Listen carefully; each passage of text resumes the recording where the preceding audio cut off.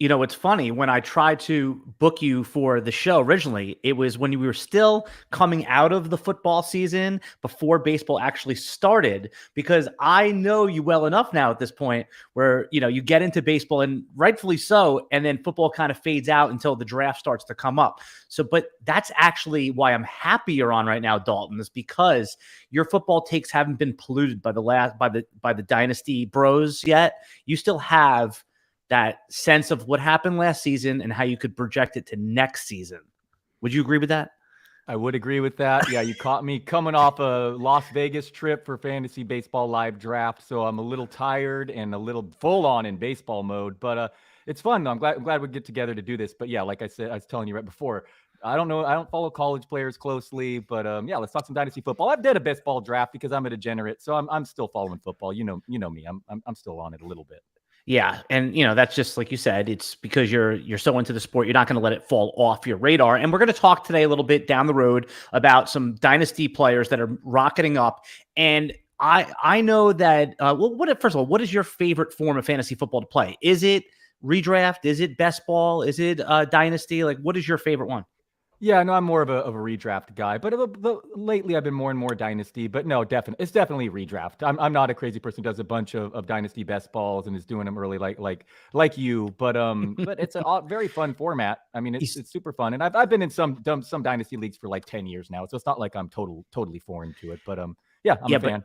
Yeah, see, I bring a lot of dynasty, serious dynasty players on here, like you said, have the 30 leagues, but I don't that's why I'm excited to have you on, because you offer a sober view. Because I'm in a dynasty startup right now, and I take a look at your rankings, because I always like how you have, I wouldn't even say contrarian pick, but you don't even look at other people's ranks. You just rank how you would draft if the draft was right now.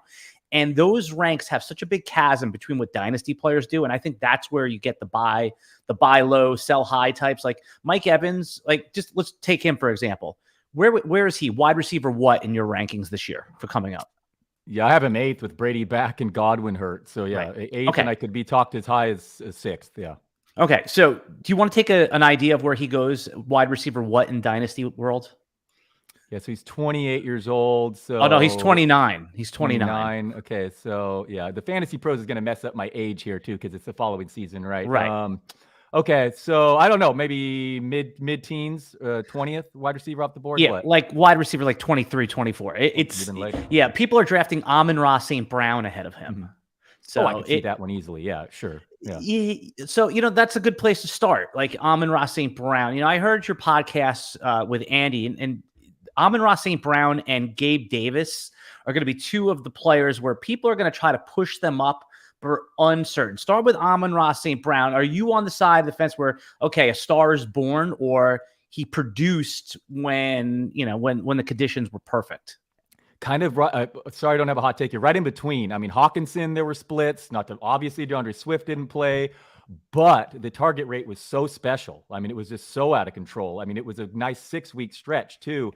DFS players a lot of people didn't want to buy it. Like, this can't happen again. And it just kept repeating. So it didn't matter the quarterback either. So the situation will get worse for him with competing for targets, but it's kind of hard to not treat him as legit. So I just split the difference, and I had him in for next year right around my wide receiver 20, but I'd be awfully excited in Dynasty, no question. So the addition of DJ Shark, you think that helps or hurts someone like Amon-Ra? Whatever, it's fine. He's a deep threat, so I guess helps. Whatever, clears routes. I don't really care either way whatsoever with Shark. It didn't move the needle either way. What are your thoughts on St. Brown? I mean, you're coming out of college. I know there was actually quite a bit of hype, and I'd not really heard of him, but kind of just the second half just took the league by storm. Yeah, well, everyone knows Equimius St. Brown, right? They knew the brother, so they immediately thought that Amon-Ra was going to suck. No, Amon-Ra was underdrafted. He was projected to be a second-round pick, fell to the 4th for some reason. So even though he's a 4th-round player, it's similar to Michael Carter, where the Jets said we would have taken him in late second round, and he ends up falling to the 4th. So, and I know you haven't done a deep dive yet into your rookies, and we'll certainly talk to you again once that happens. But you can't avoid knowing about Malik Willis and how he has had all the hype. he's that one throw made him so much money to that one. Yeah, that was sick. I mean, it was nice, a nice play, but yeah, the one specific play. Yeah, and anytime there's a running quarterback, you're going to be interested in fantasy. Now, I can't see him getting past Detroit at number 2 overall.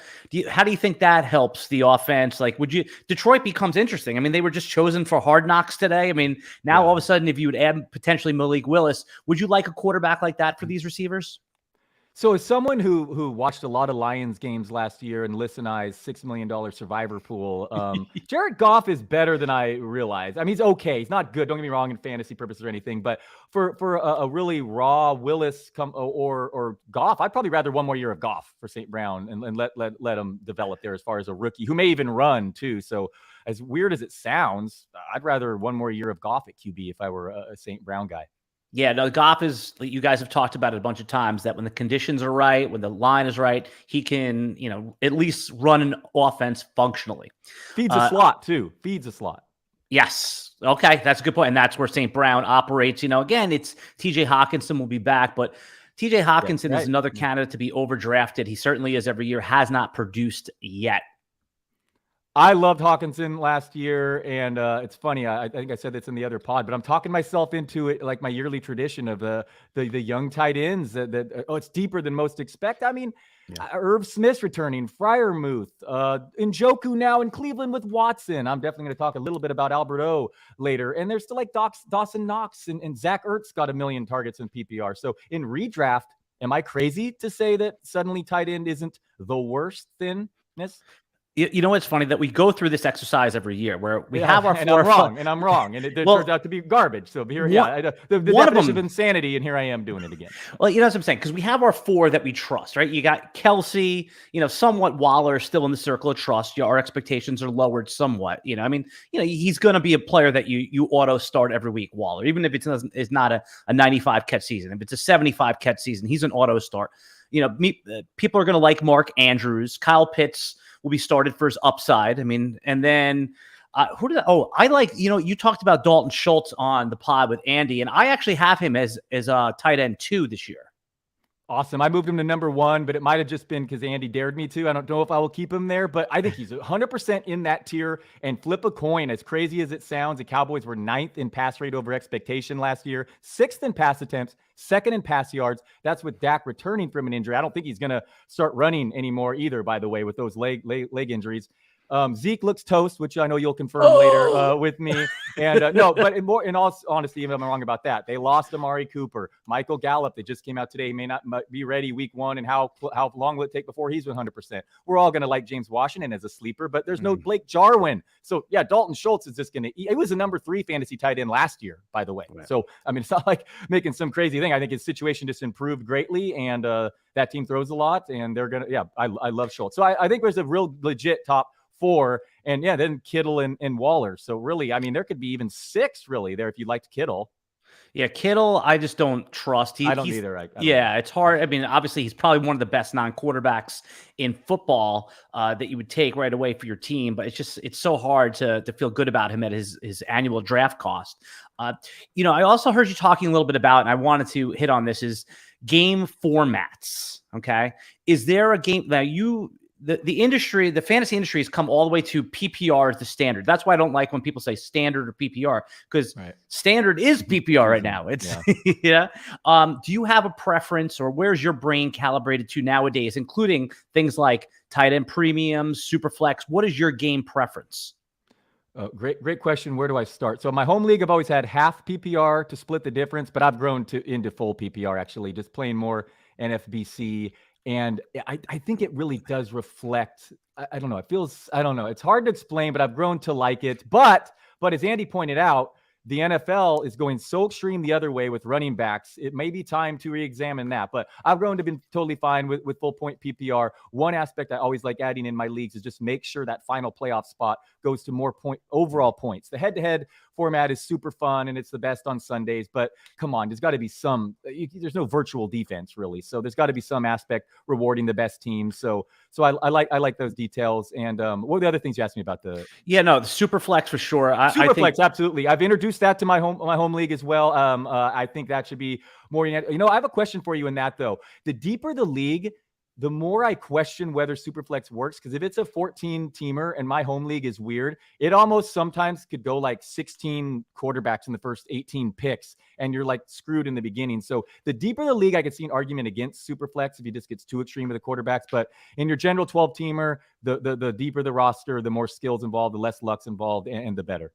The reason I still like in a 14-teamer Superflex, now you can dial back the touchdown passes to even something like 3 points per touchdown. That's how you counter that. Nice. Right. And you don't have to start a quarterback. We think that you do, right? And it's optimal to start a quarterback, but it just, the quarterbacks, just because it's not that you want that the quarterbacks, you want to elevate them so they become the most important. It's that they're just so worthless in a one quarterback league. I mean, in what world does Josh Allen not the first overall pick for fantasy? He's the best fantasy player. Why is he going on, at the 30th pick or the 27th pick in a fantasy league?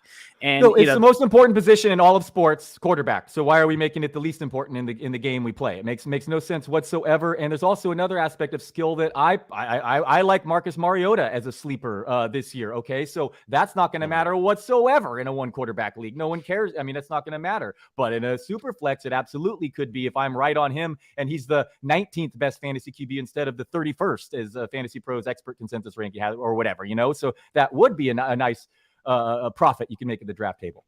I love that you brought up Mariota because he's a great player to talk about from a dynasty perspective and a redraft perspective. So where are you going to have him ranked and your initial rankings? I know a million things change, but right now, if you were forced to publish your rank, which you do on Fantasy Pros, because I looked on Yahoo, they're not, you guys only have your first round on there and then some comments. So where do you have Mariota right now as your QB ranking?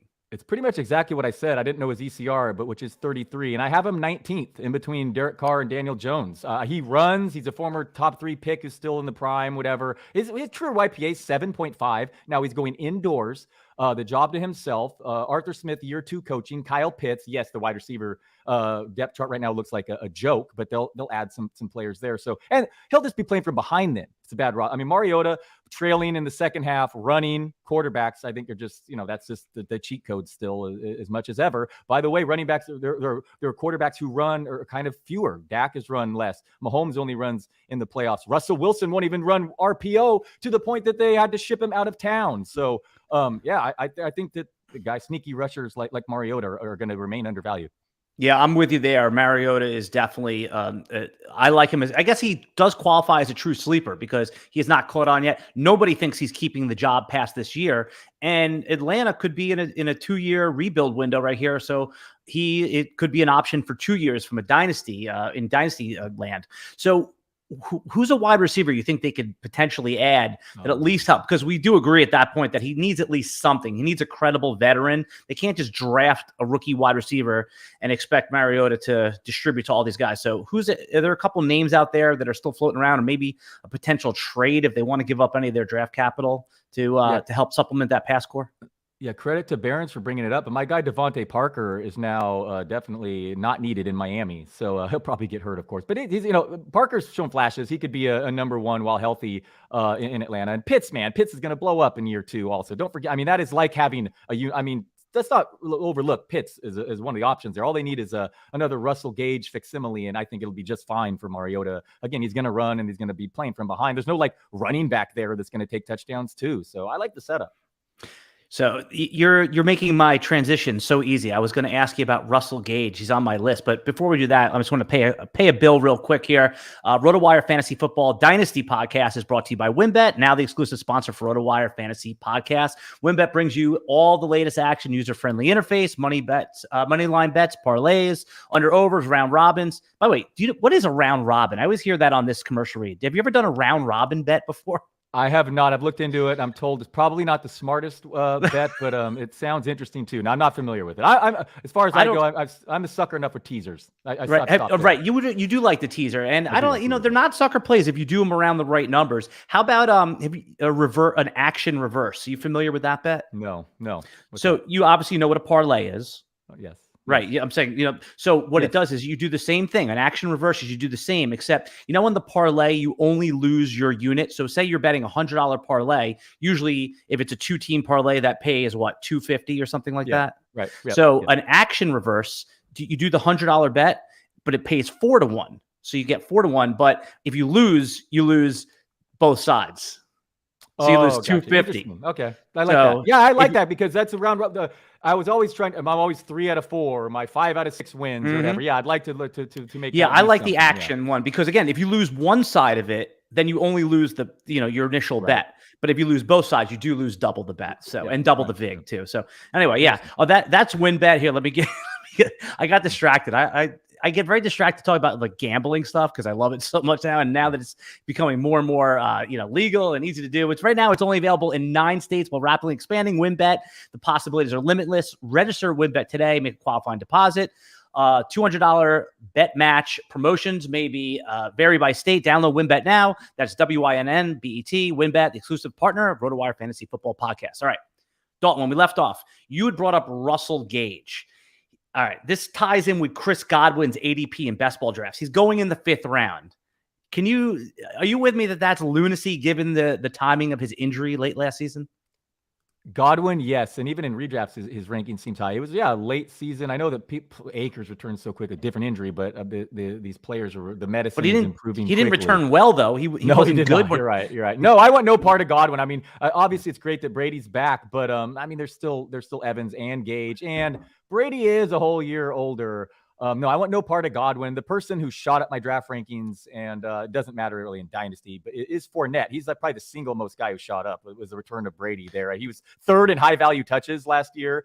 He's the guy whose value went way high, and it helps him that Godwin, the slot guy, will even more targets for Fournette. I think he was like 2nd to Eckler in percentage of fantasy points via targets. Like I'm all in on which is crazy because Ronald Jones guy and Fournette who wants boring bust, but.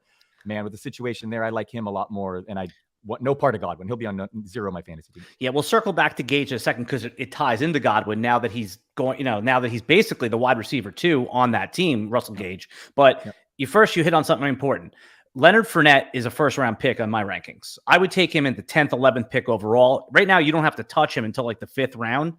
In these early underdog best balls, he goes after Zeke Elliott, after Aaron Jones. I mean, you're talking about the 3-down workhorse on an elite offense. Do you think that'll correct, or is that going to be where's Leonard Fournette going to get drafted by the time we all have our home league drafts in August and September? It'll correct. Yeah, I'm looking at his Fantasy Pros expert consensus rank is number 18 running back. That's ridiculous. He's my number 8 running back, and I could even see moving him even a couple spots higher. Yeah, I mean it's just such a nice setup there with Brady. I mean even if they bring in another 3rd down back, it doesn't matter. He gets targets on 1st and 2nd down. Brady dumps it off, and the goal line guy there. No, I absolutely love the setup for Fournette. I would not fault anyone for taking him in the 1st round. Yeah, I would consider him over even like Christian McCaffrey at this point. I don't know. I know a lot of people have him as their number 2, and I understand why. I won't talk you out of it, but I'm just not comfortable taking Christian McCaffrey in the 1st round, and I just rather have something what I feel is a better floor bet, and that is Leonard Fournette. So let's see. Right now, ECR, you're talking about Fantasy Pros. ECR, has him at 18. I could see taking him as high as definitely above Cam Akers and 6, 7 for me. So it sounds like that is a good one. All right, Russell Gage. In a world where the word sleeper barely exists anymore, is Russell Gage a true sleeper? We both agree Chris Godwin is probably going to miss the first month of the season. Mike Evans, you have him as a top 6 wide receiver. Brady's got to throw to somebody else. I know Gronk will presumably sign back there, but how you feeling about Russell Gage? You can get him in like wide receiver 50. Yeah, exactly. That's where he's ranked is wide receiver 49 on Fantasy Pros. I have him at 35. There you go. A couple spots ahead of Godwin even. I mean, I'd rather take the healthy guy who actually really improved his contested catch rate. He just looked like a way better receiver than anyone gave him credit for last year, and now he's in a great situation at the Bucs. I mean, Brady is among the league leaders every year in end zone targets, which is really nice. Not that Gage is a great red zone threat, but he'll benefit on a couple here. So I like him as a wide receiver 3 easily. Okay. I want to take a step back from player takes for a second. And you're right now you're drafting a lot of your fantasy baseball teams. So I want to talk just draft strategy. Okay. Because fantasy football has a draft strategy. It's good for a couple of years, and then people shift to another strategy. Last year, and for the last couple of years, I know that you were taking 3 running backs in the first 4 rounds, and sometimes 4 running backs. You were putting a running back on your bench before you were even drafting a wide receiver. Do you think that's going to change a little bit in 22 drafts? What do you think first of all, what do you think the consensus strategy will be? And what are you going to do? First of all, as you alluded to, starting after Jonathan Taylor, pick 2 is just wide open as any year I can remember. Who would? It's going to be McCaffrey. A guy's missed 2 straight years, getting the number 2 pick. And you can't argue with them either, but I hear you. Right. Yeah. I mean, I don't want Derrick Henry coming off that injury too with that workload either. He's probably going to be like a consensus 3rd pick off the board. So really interesting. And I'm wearing a Debo nose shirt. And ironically, I want no part of Debo Samuel's a 1st round pick with a new quarterback and the injuries in his past and how physical he plays. I mean, so it's going to be a wide open 1st rounder as any year I can remember. And I personally have changed my strategy. I was just flat out wrong drafting running back stubbornly like that. And I had back not very successful last couple of years. I've been far better in baseball than I have football. And I'm totally revamping in my best ball one I've done. I started with 3 straight wide receivers in my draft in full PPR. So I'm totally willing to change. And by the way, afterward, I got Elijah Mitchell and AJ Dillon even later than that, and Ramondre Stevenson. So if you can get some running backs like that after receivers, if that lasts toward in August, I'll be super happy. Yeah, I think you hit on that the sharp drafters are going to take the wide receivers and the sure thing wide receivers. You're not just, not just taking a wide receiver to take a wide receiver. I remember when everyone was pushing up the wide receivers about 6-7 years ago, I was taking Eric Decker in the 3rd round, which was the total wrong way to think about this stuff. But yeah, if you're picking at the end of the 1st round, I've been recommending to some of the podcast listeners, take your favorite 2 wide receivers, take, whether it's Jamar Chase, if he lasts that long, Justin Jefferson, AJ Brown, DK Metcalf, whoever your guys are. And then that's why I have a pro Zeke take. It's not because I love Zeke Elliott or don't think he's declining.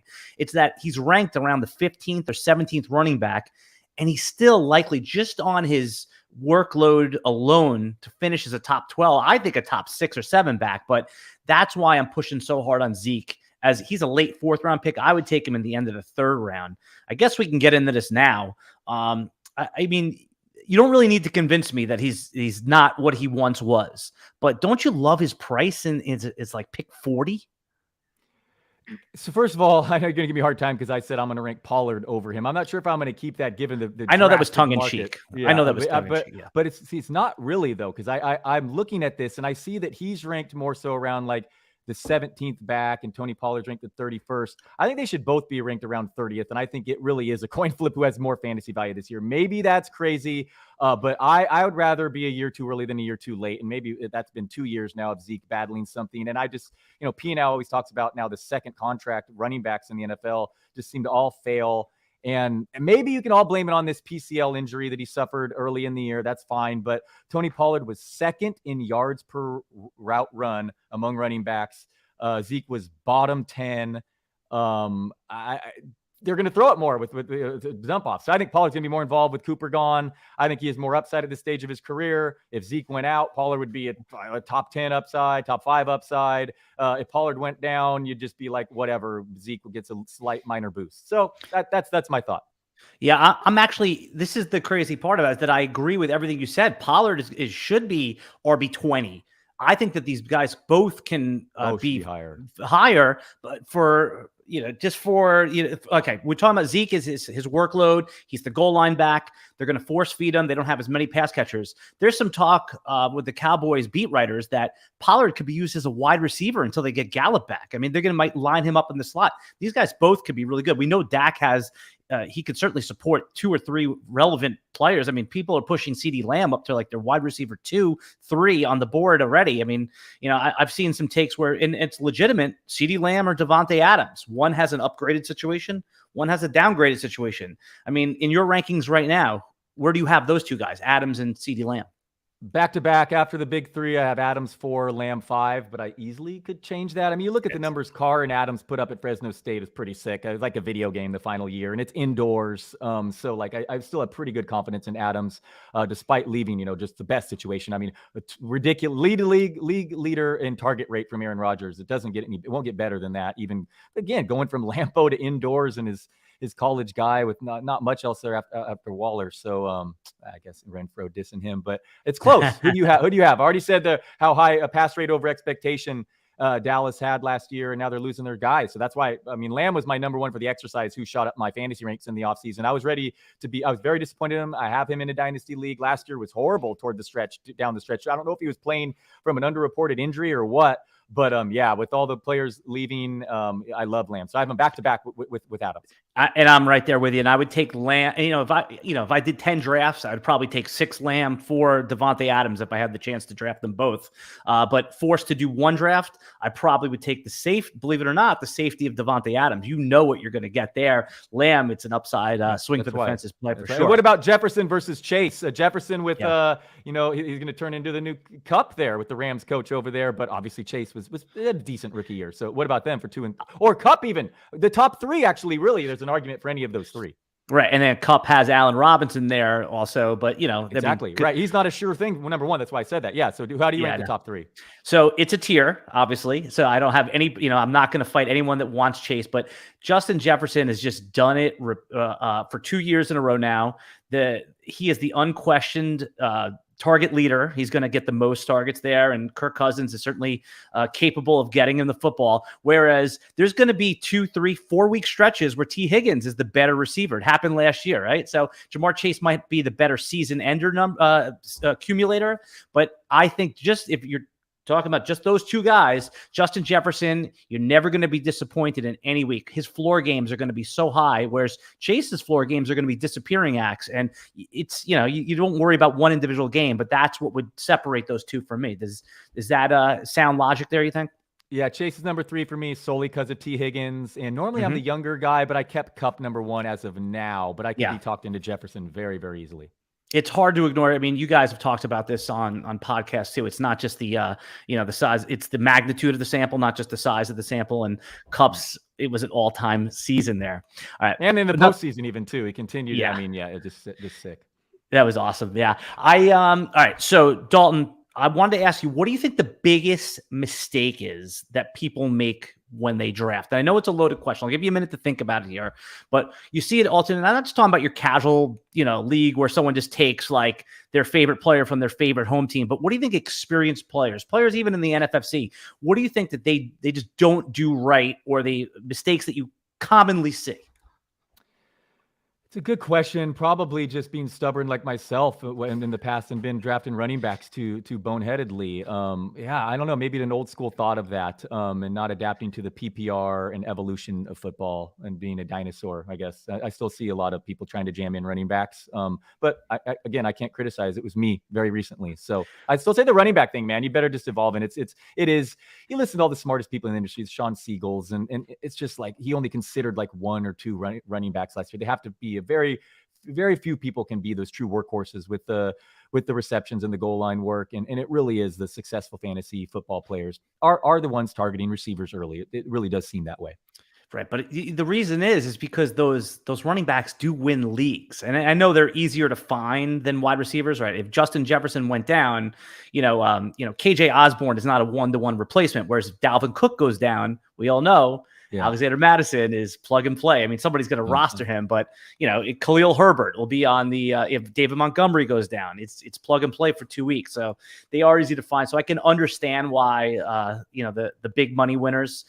Is there an equivalent to that in baseball? Like where people like, is there a pitcher dichotomy there where people say, hey, running back only, a wide receiver? How does that play in baseball drafts? Yeah, big prospects come up, but no, there's no equivalent whatsoever. Football, literally, Ramondre Stevenson could be like a top 5 play suddenly, like legitimately that week. I mean, yes, they can go from your waiver wire to quote unquote league winner or first round fantasy value, just like that in fantasy football. It is not the same in the other sports. So that would be another reason to go wide receiver early and just load up with all these flyers in the mid rounds, because fantasy football, you look back and it's just who hit the home runs of that given year. Last year, it was Cooper Kupp in the mid rounds. He was like, 40% of the league winners or whatever at roster Cup. It's not like that in baseball at all. No matter how much of an out of the nowhere, Ohtani season in the mid rounds, it just does not have the same effect. The rosters are much larger. Fantasy football rosters are smaller, and the impact is significant with these running backs that go, again, waiver wire to literal first round fantasy value. It hasn't been as frequent the last few years, which it seems like, but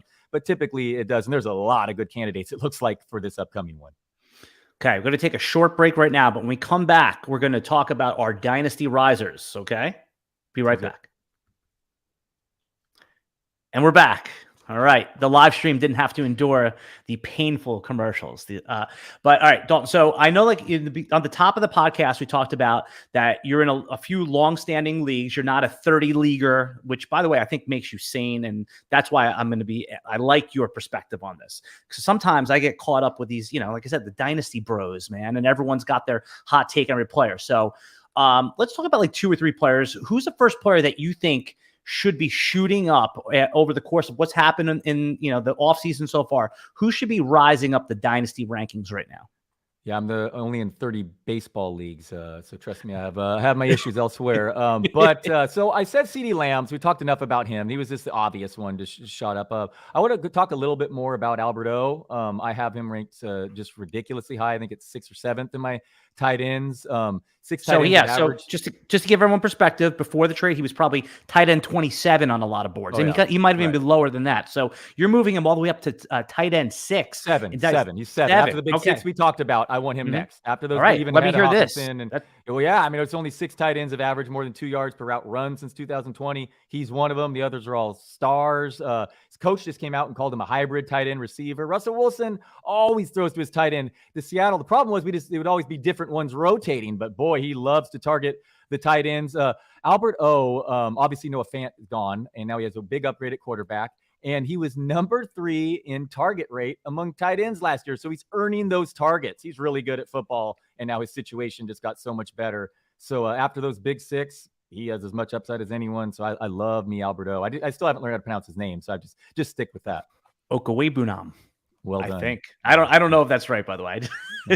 I was looking at a phonetic pronouncing of it, so I don't know. Hopefully, but it's Alberto. That's fine. It's all right. So my first riser was Tua. Nobody likes Tua. No one thinks Tua is good, but Tua strikes me as one of those Jared Goff type of quarterbacks that when everything's right, it's going to work really well. And that's fine while he's on a rookie contract. You don't want to give him the Goff contract, which made him a hot potato and passed around for picks. But Tua's he's not going to get the extension early like Justin Herbert or any of these other guys. He's going to have to play out that contract. This is the year where they decide if he goes down the Sam Darnold, Baker Mayfield route, or if he elevates to like a Ryan Tannehill, Kirk Cousins plus starter type. So I think that Tua is being undervalued, and now it's obvious to me. I mean, they added Tyreek Hill, which we all think is probably one of the most unique receivers. We like all the weapons. We love Jalen Waddle. I mean, he was in the dynasty rankings. That people have him as high as 7 or 8. So you have that. You have all of the new offense with the new weapons. I think Tua is being a little undervalued. Now there's risk because if it goes wrong, like I said, he's not as insulated as someone even like Zach Wilson. Zach Wilson could have a terrible year this year, and he's still going to be the 2023 starter. So that's where the risk is. But right now, I could see Tua finishing inside the top 11, top 12. So would you agree that Tua should be someone that you consider moving up in a dynasty format?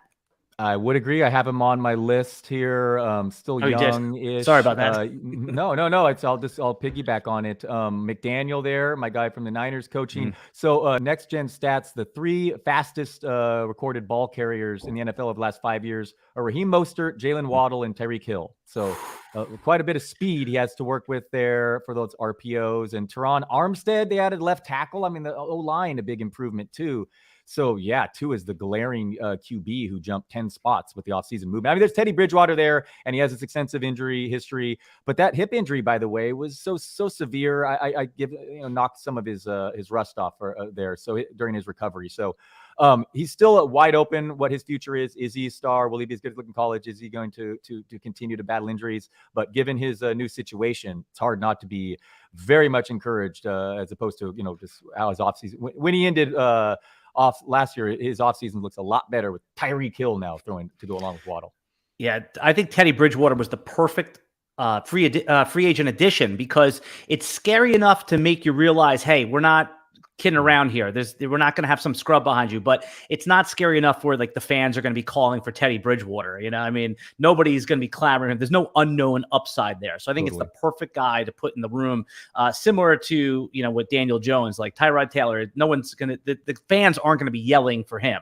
All right. Who's your next riser up the dynasty rankings? All right. Well, I'll combine a couple Broncos here. Javonte Williams is just so obvious, though. But I mean, he's now. I mean, if Melvin Gordon, it sounds like he's not returning, and they have Russell Wilson. I mean, I have him. You know, if I were going to take a running back early, I might like him second to Jonathan Taylor. He does without the injury questions of the others there, so I could see him going, the number 2 fantasy back off the board. Now, I know everyone loves him, so that's an obvious pick. But the offseason has just gone so well. It looks like Melvin Gordon's not returning, and they added Russell Wilson. So, I mean, he looks like maybe the number 2 overall pick. It's possible. So, does that count? Yeah, that counts because you're in line with the Dynasty Bros. All right. When I say that, and I don't mean to insult you there, because what I'm saying is that's why I like bringing your sober mindset from this into what the craziness is. So maybe that hype is warranted, because think about this. If we knew for sure, like if their backup running back was, Boston Scott, I know he's already re-signed, but someone like that where there's zero threat. I mean, right. Javonte could be argued. It's like Javonte or Jonathan Taylor. We don't know, right? I mean, the quarterback situation is a lot better in Denver than it is in Indianapolis. I mean, we've already seen it from Jonathan Taylor, and he's such a stud. But I like that because he was going around like the 8th or 9th running back with the Melvin Gordon threats there. But that threat is starting to dissipate a little bit. I don't think anyone now, we're starting to be like, oh, all right. All he has to do now is maybe avoid the draft, which, I mean, a threat from the draft.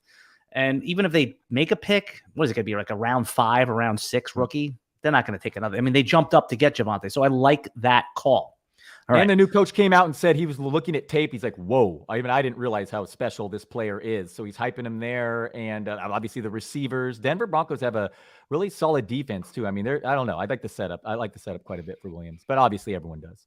Yeah, funny enough, though, I don't feel like pulling it up this second, but I think Michael Carter outproduced Javonte, not on touchdowns Javonte, but that last year when they were at school together. So, but it's interesting that, Javonte was he went in early round 2, Michael Carter round 4. So Carter passed the eye test too, I thought. And some of those tackle breaking numbers can be a bit misleading because like David Montgomery racked them up. Maybe it just means you're slower than other backs. But Javonte Williams also passed the eye test. And the big key with him was Gordon to me. It's like he would have been overdrafted if Melvin Gordon returned because everyone does love Williams. But if Gordon leaves and Russell Wilson comes, then you can't really draft him high enough.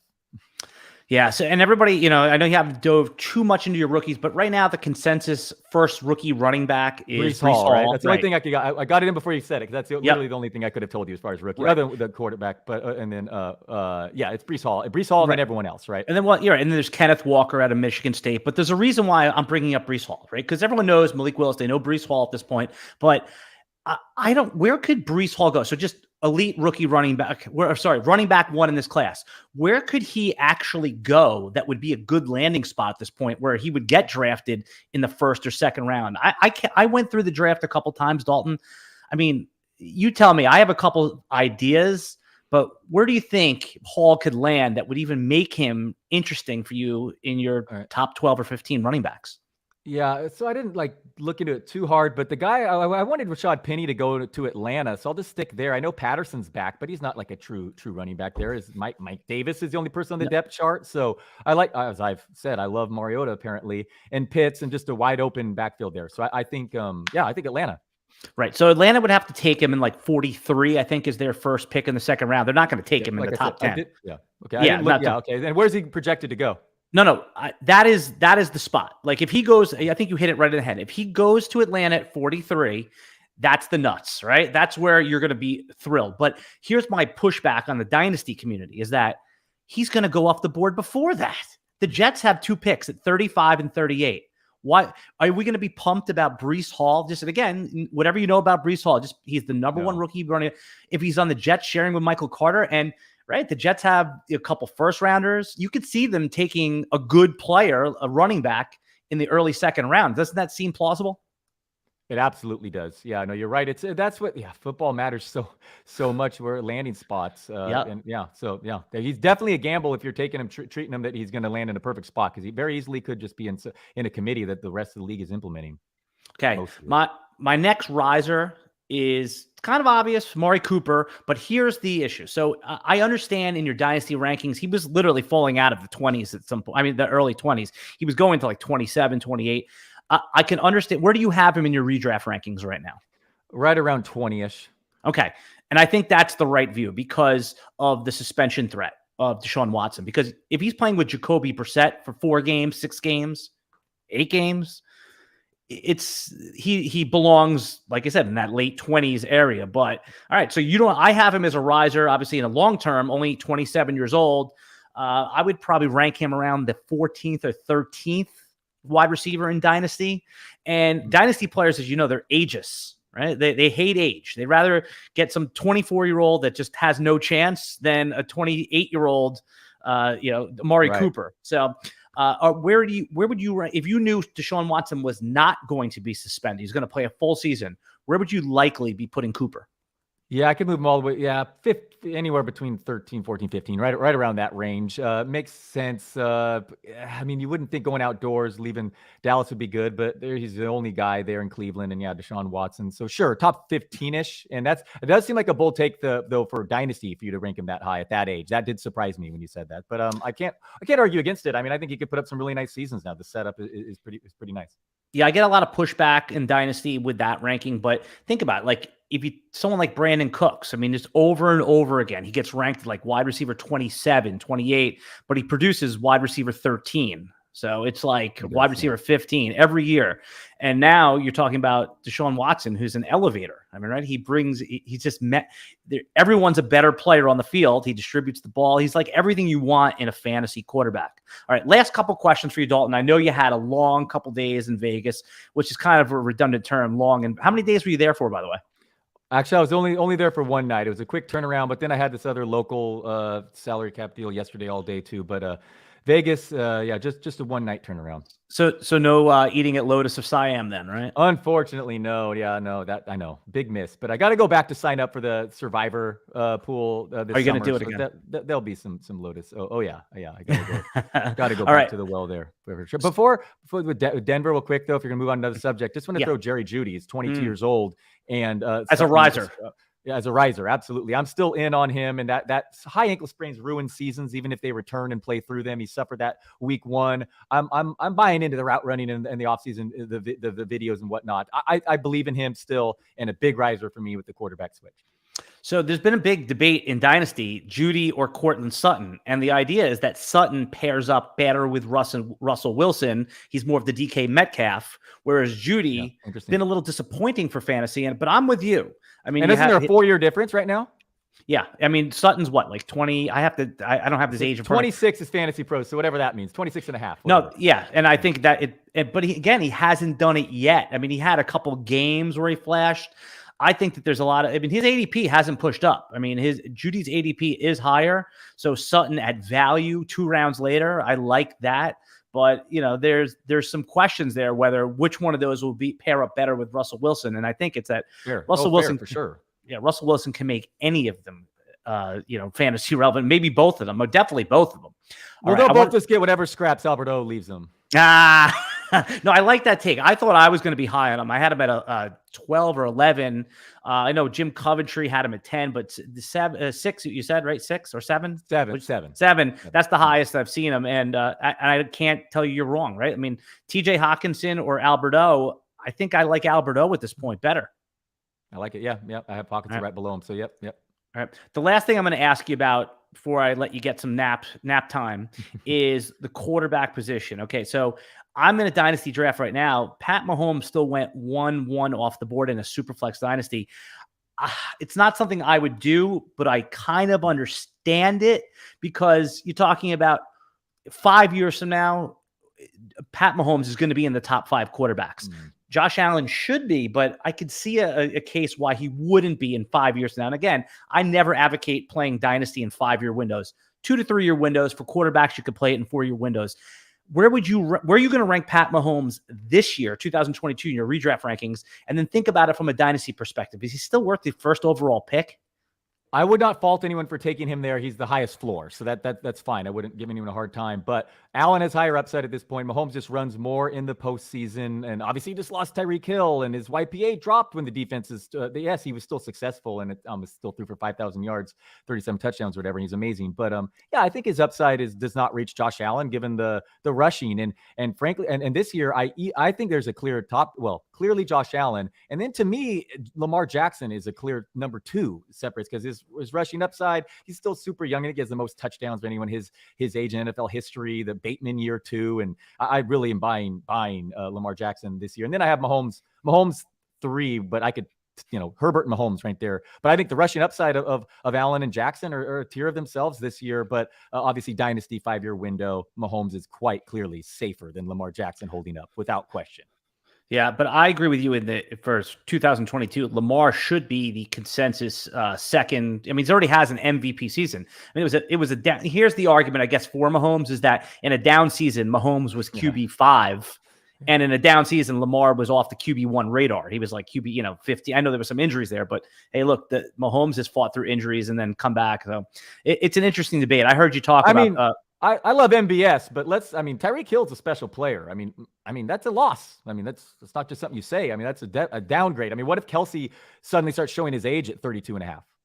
I mean, no. But in fairness, they do have Ronald Jones now. Maybe they'll become a but no, Mahomes is obviously the best player in the NFL the last 5 years, and he can succeed in any environment. But give me Allen and all those goal line carries and them just throwing the ball like absolutely crazy. Yeah, a couple rapid fires then. You mentioned Ronald Jones. Is the Kansas City backfield just stay away? I mean, obviously, you get into the 7th round, you'll take Clyde Edwards-Helaire, no problem. But for the most part, those guys aren't on your radar this year, right? Yeah, I just can't get over Darrell Williams taking Clyde Edwards-Helaire's 3rd down role coming out of LSU like such a good receiving back. It's a stay away. Unless Ronald Jones comes super, super cheap, I have a tough time not drafting that guy every year for some reason. But yeah, it's a tough situation for fantasy. How about Juju? I'm pretty bullish on him this year. I have him in my low 20s. I think like 20. We've already seen him have this massive season. Are you going to be aggressive on him? Flat out forgot to add him to this list. He might have actually been my biggest riser. I mean, he went from 45 to 20 for me now. Yes, I mean, he has Mahomes throwing to him. He's still super young. He has a 110 catch season in his resume. Yes, Juju should have been in our risers 100%. Okay, then who's going to be? Here's the last question for you, man. Who's going to be your end of? Because right now is best ball season, dynasty best ball season. Who are 1 or 2 guys that are you advocating just taking the last round of your draft? Could pop that you're going to truth or for a little bit here. Like for me, for example, I was grabbing MVS before he moved up to like the 12th or 13th round. And I'm just giving you a little time while you're looking at your list there. Like right now, Donovan Peoples-Jones is the obvious one for me. Anthony Schwartz also, just in case it's not Donovan Peoples-Jones, who is the speedy receiver that's going to be playing with Desean Watson. Who are 1 or 2 guys that you recommend people that are in the best ball season right now? Just hit that button and hopefully that scores for you 3-4 times in best ball. Man, I wish I had some better ones for you here. No, let me Antonio Brown, does he count? He counts because he's going undrafted right now. All right. I have a feeling Antonio Brown will probably play football again next year, and I drafted him super late in the best ball. For who? Who will he play for? Yeah, now that I have no clue, but Green Bay? Someone will buy into it. Yeah, I'll take a Green Bay. I'll give you a sleeper. Is Kylan Hill suffered like a very serious injury last year, but if he can bounce back, I think he looked very, very impressive beforehand, and he's a guy I would grab super late. And Aaron Jones sneakily did actually see his value rise a little bit because the splits without Devontae Adams are crazy. He's just going to see a ton of targets. But I know he's number 3, but you're talking dynasty. It's Kylan Hill. I know that injury was supposedly serious, but even in redraft, I took him in the 33rd round of an NFBC type thing, maybe late. Kylan Hill, is that suit? You're amongst friends because I love Kylan Hill. Mario put me on Kylan Hill last draft season, and I went back and I did my best to analyze his tape. I'm still learning how to analyze tape properly, but once you get like the technique down and you listen to what to look for and stuff like that, like Kylan Hill for me passed a lot of the boxes that I like to check. And then the other guy that I was telling people to draft in the late round of best ball drafts is Paris Campbell, who's going to be back and now with a real quarterback as well. Nobody likes him. Peoples-Jones is a great pick, by the way. I love that. Cool. James Washington I alluded to, but I'm sure he'll be a popular one. But nobody's talking about James Washington right now. That was the first. You're the first James Washington guide we've been running this podcast since since he's been signed by the Cowboys. I love that call, especially with Gallup not even available right away. So sure, Washington's good. He's decent, and he was just behind so many people in Pittsburgh. Yeah. All right, everybody. I want you to go follow Dalton Del Don on Twitter. Dalton Del Don. It's all his links are going to be linked in the video description below. I'll put a link to your main Yahoo page where you put all your fantasy content. Dalton's a fun follow, puts out a lot of great stuff. And if you love baseball, there's no one better to follow.